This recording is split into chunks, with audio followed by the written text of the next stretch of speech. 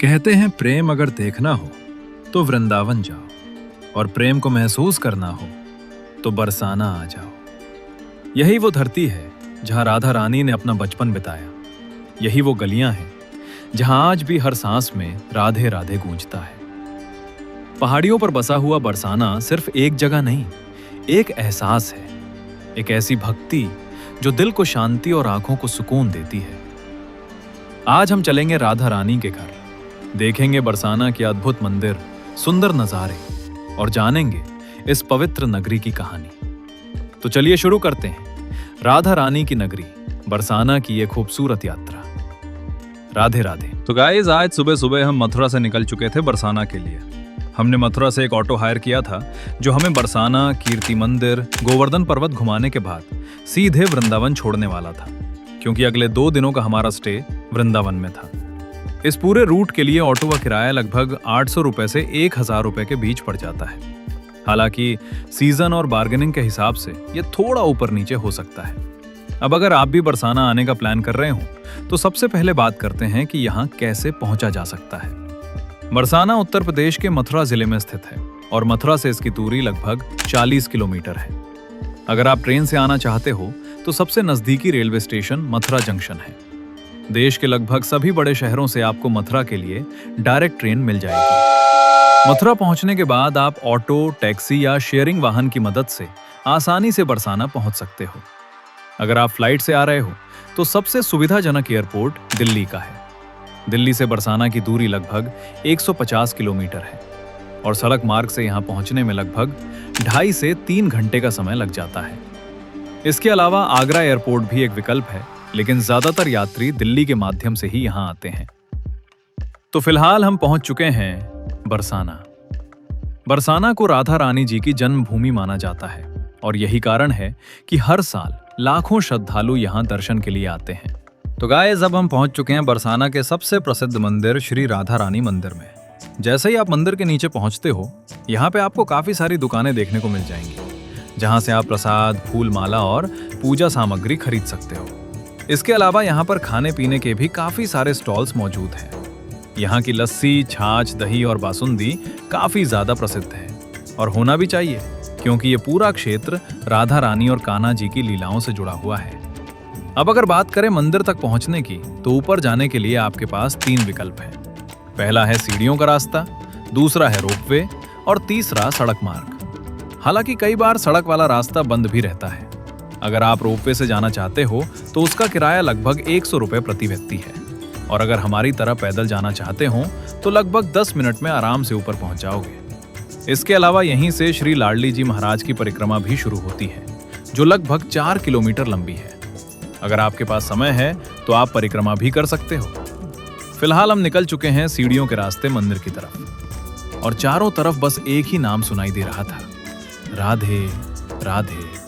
वैसे बरसाना के बारे में बहुत सुंदर मान्यता कही जाती है। कहा जाता है कि वृंदावन आने वाले हर एक 100 लोगों में से शायद 10 लोग ही बरसाना तक पहुंच पाते हैं, क्योंकि बरसाना सिर्फ एक पर्यटन स्थल नहीं है, ये राधा रानी जी का घर है।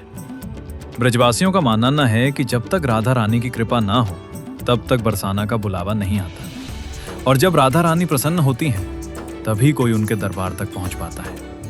इसलिए कई लोग कहते हैं कि अगर आप आज बरसाना में खड़े हो तो समझ लीजिए कि ये सिर्फ आपकी योजना नहीं थी, ये राधा रानी जी की इच्छा भी थी। और अगर आप यहाँ आने का प्लान कर रहे हो तो मंदिर की टाइमिंग्स भी जरूर ध्यान में रखिएगा। श्री राधा रानी मंदिर यानी श्री लाडली जी महाराज मंदिर सुबह 5 बजे से दोपहर 1:30 तक खुला रहता है। इसके बाद मंदिर कुछ समय के लिए बंद हो जाता है और फिर शाम 4:30 से रात 9 बजे तक दोबारा दर्शन शुरू हो जाते हैं। तो कोशिश कीजिए कि आप अपने दर्शन इन्हीं टाइमिंग्स के हिसाब से प्लान करें। कुछ मिनटों की चढ़ाई के बाद हम पहुंच चुके हैं मंदिर के मुख्य प्रवेश द्वार पर और यहां से पूरे बरसाना का नजारा देखने लायक है। सामने दूर दूर तक फैला हुआ बरसाना और चारों तरफ पहाड़ियां।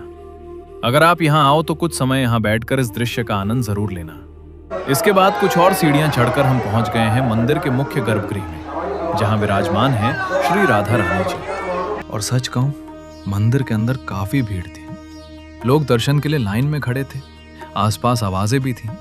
लेकिन एक चीज मुझे आज तक समझ नहीं आई, जैसे ही आपकी नजर राधा रानी जी की मूर्ति पर पड़ती है, वैसे ही आसपास का सारा शोर जैसे गायब सा हो जाता है। ऐसा लगता है कि वहां हजारों लोग नहीं, बस आप हो और आपके सामने राधा रानी जी। उस समय ना धक्का मुक्की महसूस होती है, ना भीड़ दिखाई देती है। बस मन में जो भी बातें होती हैं वो अपने आप उनसे कहने का मन करता है। मैं इस एहसास को शब्दों में पूरी तरह बता भी नहीं सकता, और ना ही कोई वीडियो या कैमरा इस अनुभव के साथ पूरा न्याय कर सकता है। ये ऐसी चीज है जिसे सिर्फ महसूस किया जा सकता है। मंदिर के अंदर का वातावरण काफी शांत और भक्तिमय है। हर कोई अपने अपने भाव से दर्शन कर रहा है, और सच कहूं तो यहां आकर एक अलग ही सुकून महसूस होता है। दर्शन करने के बाद हम मंदिर प्रांगण में कुछ समय बिताते हैं और फिर निकलते हैं अपने अगले डेस्टिनेशन की तरफ, जो है बरसाना का प्रसिद्ध कीर्ति मंदिर। और जैसे ही हम कीर्ति मंदिर पहुंचे, पहली नजर में ही इसकी भव्यता आपका ध्यान अपनी तरफ खींच लेती है। कीर्ति मंदिर राधा रानी जी की माता कीर्ति मैया को समर्पित है, और यही इस मंदिर की सबसे खास बात भी है, क्योंकि यहाँ आपको बाल स्वरूप राधा रानी जी अपनी माता की गोद में विराजमान दिखाई देती हैं। इस मंदिर का निर्माण जगत गुरु श्री कृपालु जी महाराज की प्रेरणा से किया गया था, और इसका उद्घाटन वर्ष 2019 में हुआ था। और अगर आपने वृंदावन का प्रेम मंदिर देखा है तो यहाँ आकर आपको काफी सारी समानताएं महसूस होंगी। मंदिर की वास्तुकला, सफेद संगमरमर की खूबसूरती और पूरा वातावरण आपको प्रेम मंदिर की याद जरूर दिलाएगा, तो इस बात पर आप जरूर गौर करना। शाम के समय तो यहाँ का नजारा और भी ज्यादा सुंदर हो जाता है, जब पूरे मंदिर में लाइटिंग शुरू हो जाती है, और उस समय मंदिर की सुंदरता कई गुना बढ़ जाती है। और अगर आप यहाँ आने का प्लान कर रहे हो तो मंदिर की टाइमिंग जरूर ध्यान में रखिएगा। कीर्ति मंदिर सुबह लगभग 8:30 से दोपहर 12 तक खुला रहता है। इसके बाद मंदिर कुछ समय के लिए बंद हो जाता है, और फिर शाम 4:30 से रात 8 बजे से 8:30 तक दोबारा दर्शन शुरू होते हैं। हम जब यहाँ पहुंचे थे तब मंदिर का लगभग क्लोजिंग टाइम हो चुका था, तो हमें जल्दी जल्दी अंतिम दर्शन करने का मौका मिला।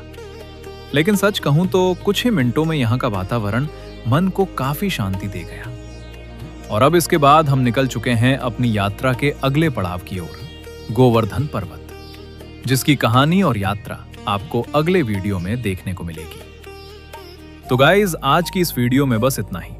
उम्मीद करता हूं कि ये वीडियो आपके लिए काफी इंफॉर्मेटिव रही होगी, और अगर आप भी बरसाना आने का प्लान कर रहे हो तो ये वीडियो आपकी काफी मदद करेगी। और जो लोग हमारे चैनल पर नए हैं उन्हें बता दूं कि ये हमारी मथुरा वृंदावन बरसाना यात्रा श्रृंखला का चौथा वीडियो है, और अभी इस यात्रा में बहुत सारी खूबसूरत और आध्यात्मिक जगहें एक्सप्लोर करना बाकी है। इसलिए चैनल को सब्सक्राइब करके जरूर रखिएगा ताकि कोई भी वीडियो मिस ना हो। वीडियो पसंद आई हो तो लाइक जरूर कर देना, और मिलते हैं अगले वीडियो में। हरे कृष्ण कृष्ण कृष्ण हरे हरे, हरे राम राम राम हरे हरे। राधे राधे दोस्तों।